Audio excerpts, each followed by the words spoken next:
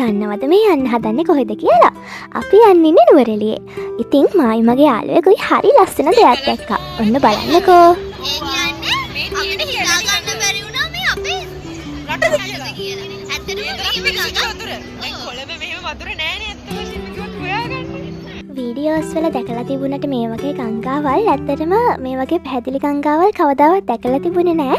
අන්න ඒ නිසා තමයි මායි යාළුවයි මේ අපේ රටද කියලා හිතා ගන්න බැරි වුණා කියලා කියන්නේ. හැබැයි ඒ කියපු කතාව මතක් වෙනකොට නම් දැන් hina යනවා.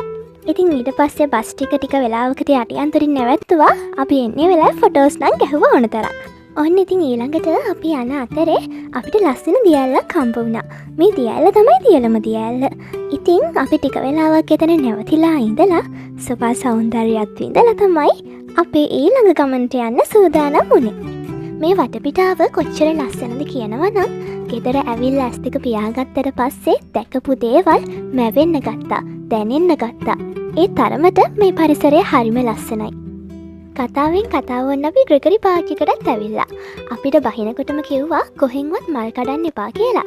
ඒ නිසා ඉතින් අපි ලොකු මල් කඩන්න ගියේ නෑ. ওই තනකොළ උඩ වැවිලා තිබ්බ චූටි මල් දෙක තුනක් කඩාගත්තා. මොකද ඉතින් මල් දෙක තුනක් කඩාගත්තයි කියලා ගස් වල ආයේ මල් පිපෙන්නේ නැතුව නෑනේ. නුවරඑළිය සීතලයි කිව්වට අපි ගියපු දවසේ නම් ලොකුවට සීතලක් තිබුණේ නැහැ.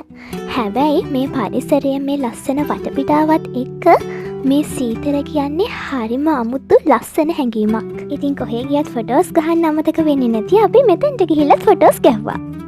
ඊට පස්සේ අපි ආවේ යන්න බලාගෙන ආසාවෙන්ම හිටපු තැනට. ඒ තමයි හග්ගල මල්වත්ත.